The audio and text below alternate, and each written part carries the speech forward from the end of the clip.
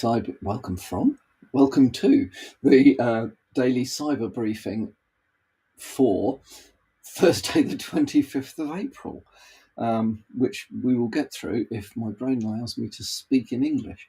Right, there is actually quite a lot to bring to your attention this morning. Rather than spend the next 2 hours going through things in details, I'll point out the key things to think about, and we'll link all of these articles to the briefing once we're finished, so that you'll have the opportunity to have a little look at the articles that I've come up with or found today, because there is some stuff there that I think a lot of people will want to be aware of. First of all, as always, let's kick off with vulnerabilities and patches and so on and so forth. So Google has patched Critical Chrome vulnerability. Patch was released yesterday, and it is Chrome 124. It addresses CVE 2024-4058, which is a type of confusion bug in the Angle graphics layer engine. So, as always with these things, Chrome is pretty good at working out that it needs to be updated.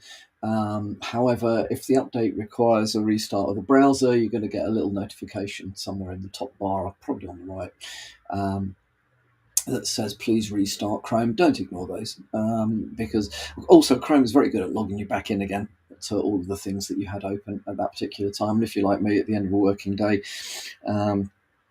you have got more tabs open than you can shake a stick at. So, but don't worry, it does deal with it all, reopens it all perfectly okay, in my opinion. So always worth having that quick reboot or restart of the application.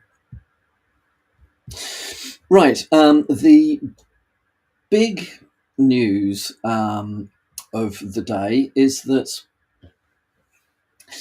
there is a vulnerability in Cisco's ASA VPNs that is at the moment affecting at least any of the ASA 5500 series firewalls running versions 9.12 and 9.14.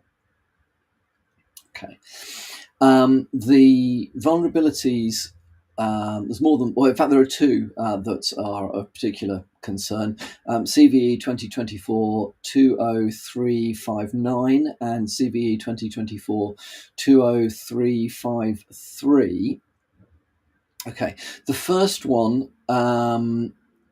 will allow persistent local code execution.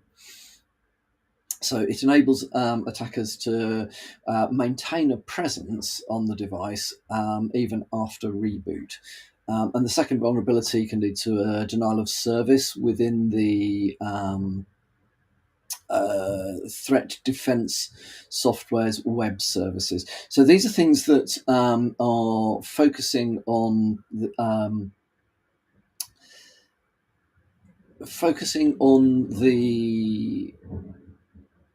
web VPN sessions, which effectively is a clientless SSL VPN services. Now, that though on ASAs, I know the clientless SSL VPN services were terribly clunky when they were first released. I spent quite a lot of time back in the day playing with those things. They have got a lot better and they are used a lot more. And anyway, these devices are often out there, even if those particular services are not enabled. Now, it's not clear whether you have to have the service enabled or not, or whether simply having the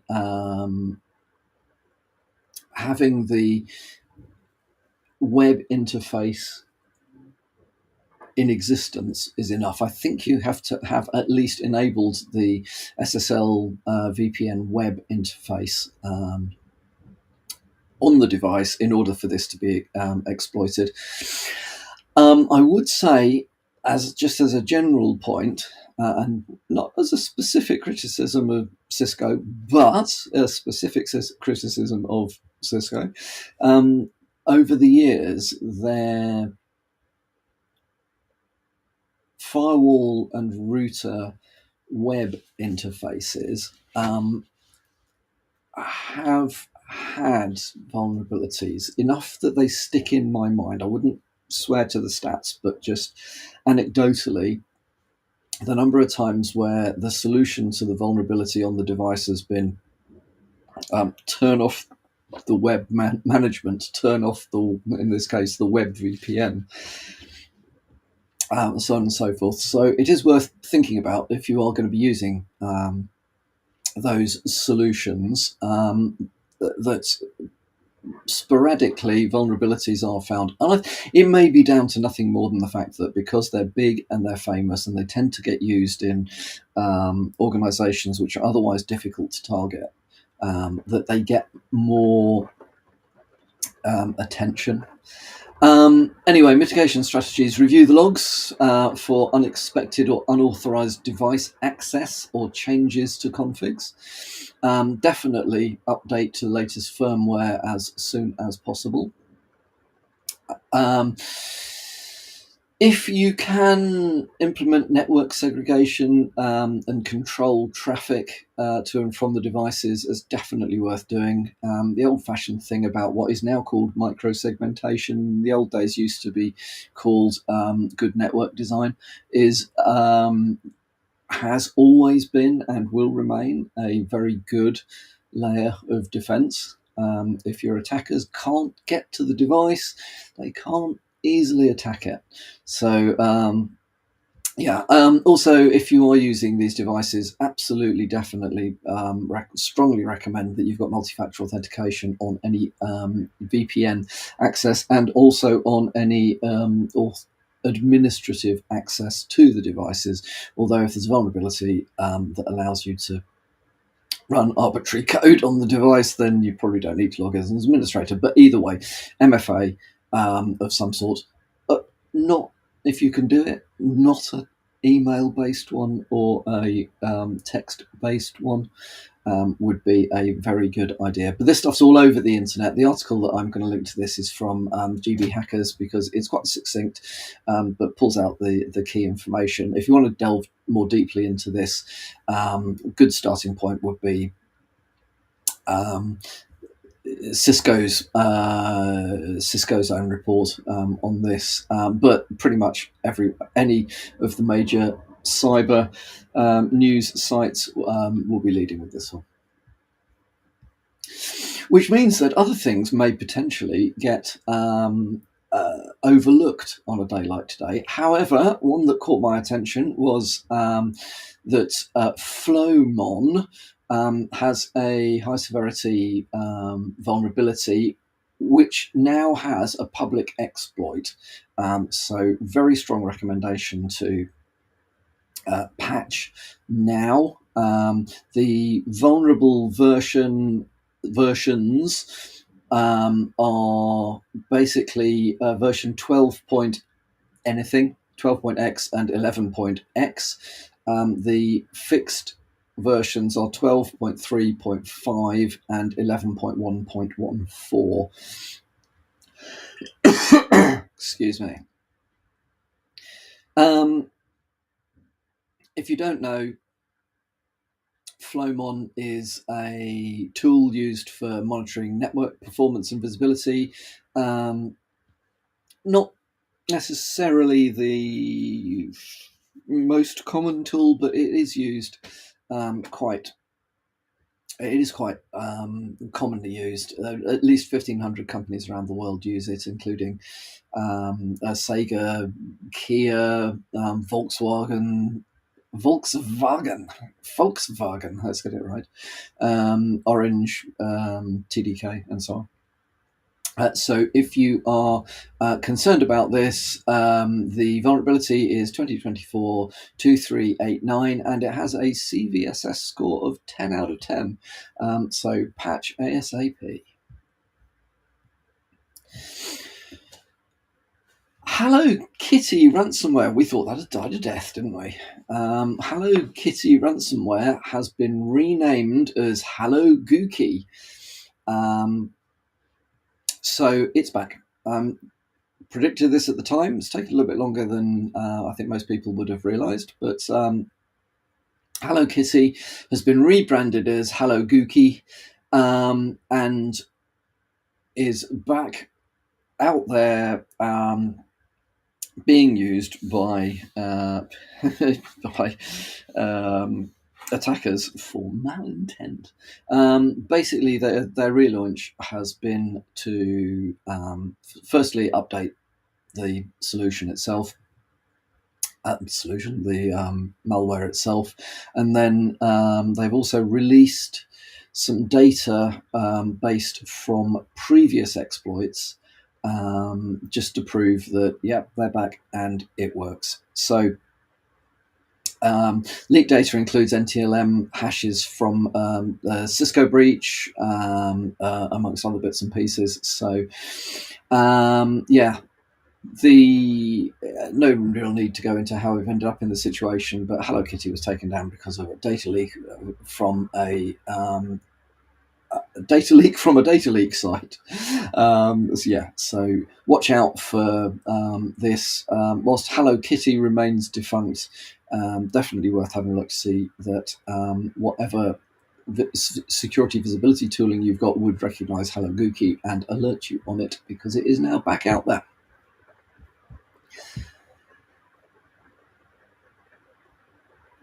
Right, on other things. Google Meet is now looking to offer client-side encrypted calls to non-Google users. This has always been a bit of a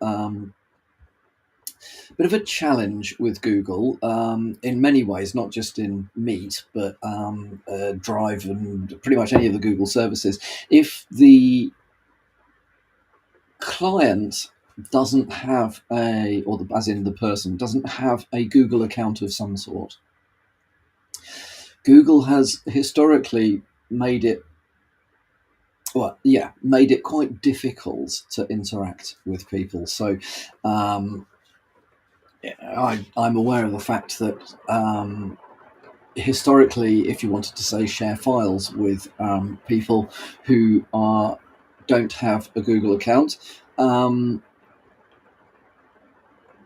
they have been, at one point they were prompted to create a Google account. Then they've been through a whole thing around Google says the workspace says you cannot do what you're doing because the person doesn't have a Google account. Then they've tried to do at least two different workarounds, one of which includes creating security groups around what they call guests and so on and so forth. Well, it's kind of getting there, but it's very clunky at the moment. And if, by the way, you're trying to administer these things, I'm sure you are with me on the, oh, come on, guys, you could make this so much easier. From a Meet perspective, Google has not been able to do encrypted calls with accounts. With people who aren't logged in with a Google account. However, that is now changing, which I think is a very good idea entirely. So have a read of this article if this stuff would be interesting to you. The other party will, however, need to verify their identity using one of the supported third-party identity providers configured by the meetings administrator. But that does include using, well, okay, obviously an existing Google account or a Microsoft account, or one-time passwords supplied via SMS or email. Okay, not perhaps the most secure way of doing that stuff, but certainly a hell of a lot better than not doing it. Anyway, good link there from Bleeping Computer. Have a read if you are going to be looking to implement this. We certainly will be taking this seriously, as we do for some of our meetings. Use Google. Leicester City. Leicester City has suffered from a significant cyber attack, which basically took out all of the council's IT systems, including, interestingly, the ability for them to manage streetlights. So they are unlikely to get this fixed until the first week of May. And in the meantime, if you're in Leicester and streetlights are randomly on at the wrong times of day, don't be surprised. It's because they've lost the ability to turn the streetlights on and off centrally. This is an interesting challenge. I mean, the reason that you want them to be on at the right times is because street lamps cost an absolute bloody fortune to run, which is, I think, of interest to council taxpayers in Leicester, more than the fact that it uses up lots of electricity and increases carbon output by an utterly minuscule amount.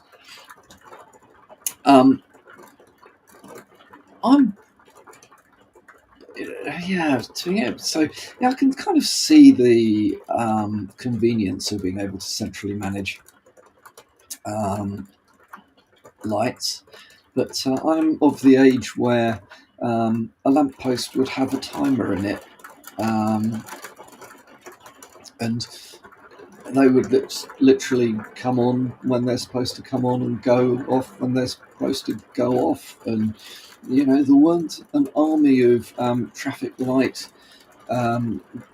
timing operatives going around fiddling with them. They just bloody worked. And occasionally one would get a hiccup and you'd phone up the council, and the council would send a guy that would just set the clock inside, the old mechanical ticky like clock inside the lamppost. So progress for you. Oh, and they then had ones which have got a little, I remember also ones that used to have a little sensor on the top, so if it's dark the lights come on. Not a bad way to do this. Anyway, I think this may be the tip of the iceberg. I suspect there are a whole load of other IT services in Leicester that are not working at the moment, and quite frankly, it does.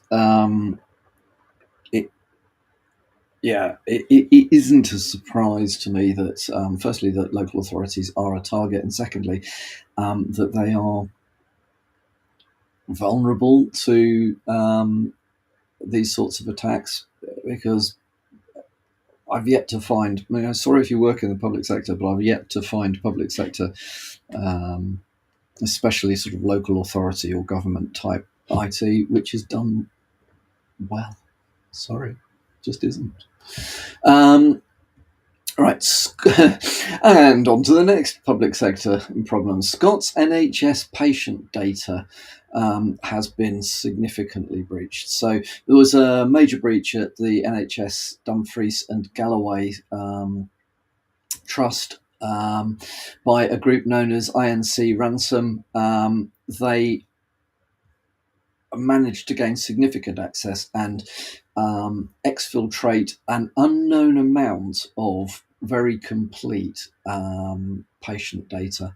They've released full medical histories for 6 individuals on the dark web, including names, addresses, telephone numbers, email addresses, and pretty much all the information on the medical records, including the information which is not normally available to the patients, the consultant to doctor type notes, whole piece. The police are involved. However, I think if your data may well be on the Dumfries and Galloway database, you must assume that it has been compromised at this point. Take reasonable actions. Oh dear, dry throat today. Australia is putting its weight behind what they call accountable encryption, i.e., giving law enforcement the ability to snoop on you through breaking encryption. Yes, I know that you can always argue that, of course, criminals use encryption to communicate. They do, but the vast majority of encryption is used very reasonably to stop, or at least to allow a respectable and reasonable amount of privacy for people using services. And quite frankly, why should we believe that a government agency, be it law enforcement or otherwise, actually should be trusted with this data? Personally, don't think this stuff is used appropriately. It may be right now, but the likelihood is at some point it won't be. So be aware, that one's still rumbling along. European Union, of course, wants to be able to snoop on everything you do. Australia certainly wants to be able to snoop on everything you do. The UK is, there's very ill-informed politicians that think that this is a very good idea, blah, blah, blah. So don't think it's gone away. If you have concerns at all about privacy, be aware of this and continue to lobby to for sensible solutions to the issue, not just I don't know, knee-jerk reactions. Right, and then final article from me today. The Register has got a great article that talks about the Indian financial regulators have actually banned an Indian bank from taking on new customers because their IT is so shabby. Not going to go into a great deal of details, but it is basically the regulator has identified serious deficiencies and non-compliances in the areas of IT inventory management, patch and change management, user access management, vendor risk management, data security and data leak prevention, business continuity, disaster recovery, and disaster recovery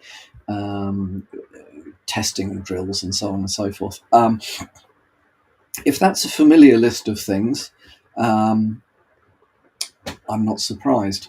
Why does this matter? Well, banks are all connected to, it's more than just user data, potential financial problems for their own customers. They are all linked together through various back-end systems. Any bank that's on some of the global financial infrastructure systems can lead to all sorts of problems globally. So one to be aware of. Just it makes an interesting read, which I would recommend you have a quick look at. Anyway, look, that has been quite a significant briefing today. If you're still with me, well done. Otherwise, have a great Thursday night.